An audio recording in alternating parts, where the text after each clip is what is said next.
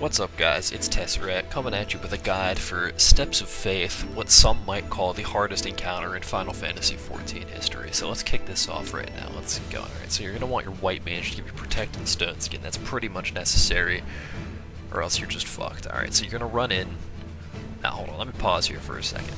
Alright, you're going to note something important. Our team comp right here, we've got one tank, one healer, 6 DPS. This is crucial. This fight is literally impossible to clear unless you have one tank, one healer, and 6 DPS. You cannot 2-tank this. You cannot run this with 2 healers. It is literally impossible to clear in Duty Finder, and that's why they had to nerf it. They literally made an impossible encounter. So alright, we're going to resume the fight here. Alright, so I'm going to pop flare here, run away. I'm going to run way too far. Not be in a range to cast Blizzard once I'm running into the cannons. This is important.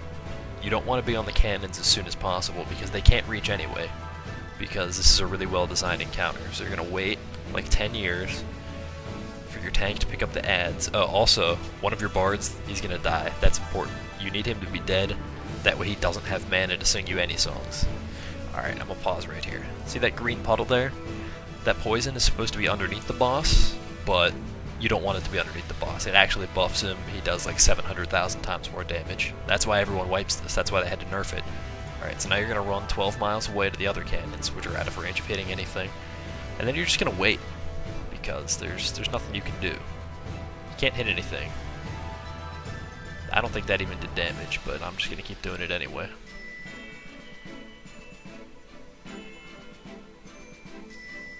Alright, now it looks like it's going to start doing damage. Exciting stuff. As you can see, the ninja is dead. That's probably because he was standing in something he shouldn't. Alright, I dropped the green goop again because I want to make this hard for everyone. Alright, now you see Iron Kiss, because, you know, just calling it Cannonball would be too lame. Sideways slice, run away from the cannon. Bard's gonna die again. There he goes. And we've got an ad here. Alright, so I'm just gonna attack him with my hot fire DPS skills. There we go. Looking good. Make sure you don't get stepped on, because this dragon can only take one step about every 14 seconds. And here we go. He's gonna body slam the wall. Boom. And he's probably gonna do it again. Alright, this is really important stuff here. As you notice, our other ninja is now dead. Tank and healer both have poison on them. Your healer's running out of mana, but it's okay. We brought 2 bards for more Mage's Ballad. Alright, so now we're gonna run through this wall and go get some more cannons.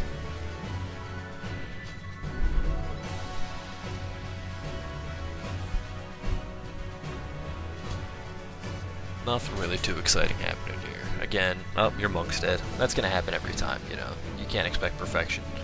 Alright, so now there's ads coming to beat on the cannons, but they're too close so you can't shoot them with the cannons, so you kinda just have to deal with it. Then you're gonna wanna run away. The Issue Guardian Heavy Infantry is gonna come in being absolutely worthless, literally contributes nothing to this fight. Alright, now you're gonna get back on the cannon. It's gonna accomplish virtually nothing. I think you're supposed to stun the turtle thing, but I have no idea if that actually does anything or not. Oh, cannons are dead. I'm dead because I was standing too close to the cannon. Now that big red circle here, that's important. That big red circle is where you shoot the Dragon Killer missile. So let's see if we actually accomplish that. Alright, me and the Bard gonna take the shortcut. Really, no, this is really mechanically intensive. This is why many people regard this as much harder than turn 13 or any of the Savage second coil turns, because this is just... Look at all these monsters that nowhere else in the game are you gonna have to fight this many monsters, and like this dragon is bigger than Bahamut. Like you don't fuck with this guy. Did we shoot the missile? I don't. Oh, let me pause it right there. Yep, we've got visual confirmation, a hit, and we our guy is telling us that the monster felt that one by the Fury, so we got that going for us. Mission accomplished. Good job, team. Alright, so I'm just gonna speed this up here. Boss is beating on the wall. We're just beating on the ads. Nothing really special going on here.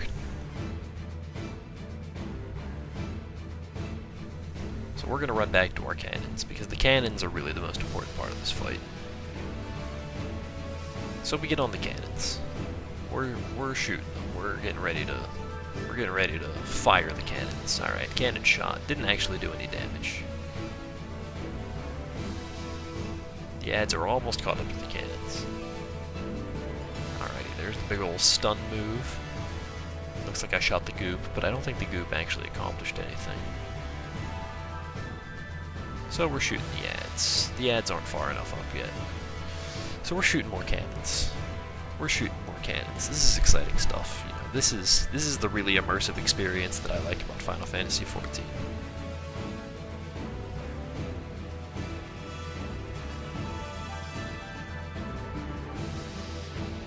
Alright, so he's shooting the thingy now. I think we're supposed to be using snares, so yeah, we're gonna go ahead and do that. Boom, there goes the chain, here comes the other one, and he's done. Alrighty. Alright, now right here is when I get summoned off of my high-intensity, high-mechanics cannon duty to perform another high-intensity, high-mechanically skilled limit break. Alrighty, so we should get another red circle here indicating that we're supposed to be using the Dragon Killer Tower. That's gonna happen every time. Yeah, no one's up on the Dragon Killer Tower. You're gonna see why that's a problem in a second here. Oh, he dodged the bloody missile. And here he goes. Boom. Everyone's dead. Alrighty, now, you know, this is probably a wipe, right? But that's gonna happen every time. What you're gonna want to do is you're gonna want to persevere, you're gonna want to stick to it, take the shortcut and run back. Your healer, he's probably gonna complain about the fact that he doesn't have any mana, and since he's still in combat, he's not gonna get any mana.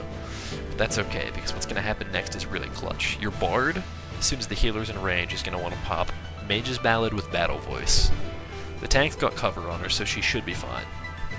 There it is, battle voiced mages, and your bard is gonna die here, right here. 74 health with poison on, that's not gonna cut it. Yeah, you're dead.